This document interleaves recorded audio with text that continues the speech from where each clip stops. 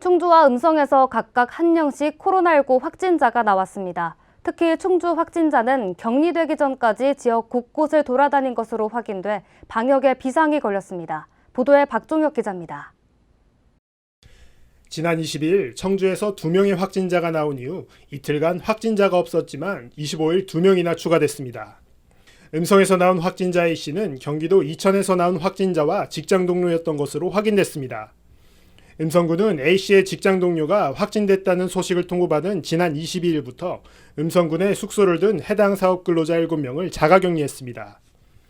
이 중 유증상자 4명은 검사 결과 음성 판정을 받았고 지난 24일 무증상자 3명에 대해 검체를 채취해 분석을 의뢰한 결과 3명 중 1명이 양성으로 판정받았습니다.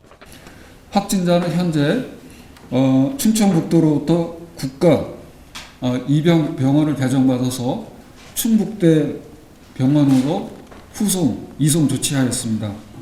특히 우리가 22일부터 자가격리를 실시했기 때문에 그 이후에는 이동 동선이 없어서 충주에서 나온 확진자 B씨는 35세 어린이집 교사로 아직 감염 경로는 정확히 파악되지 않았습니다. 시는 확진자의 이동 경로와 접촉자를 파악하는 동시에 해당 확진자가 근무하는 어린이집의 원생과 학부모 등 모두 20여 명 이상을 격리 조치했습니다. 확진자는 오늘 10시경에 충주 의료원으로 이송해서 음압병실에 격리 입원 조치했고 비교적 안정적인 상태입니다. 우리 시는 질병관리본부와 도 역학조사반과 함께 확진자의 이동 경로, 또 접촉자 확인 등 역학조사를 진행하고 있고 역학조사 결과에 따라서 확산이 되지 않도록 모든 조치를 신속하게 해나가겠습니다. 문제는 음성의 확진자의 경우 지난 22일부터 자가격리 조치로 추가 접촉자는 많지 않지만 충주 확진자 B씨의 경우 지난 24일까지 자택과 친척집 등을 자유롭게 오갔을 뿐 아니라 어린이집에 출근했던 것으로 확인돼 비상이 걸렸습니다. B씨는 지난 22일에는 차량을 이용해 중앙병원을 방문했고 연수동의 모 학원까지 자녀의 통학을 돕기도 했습니다.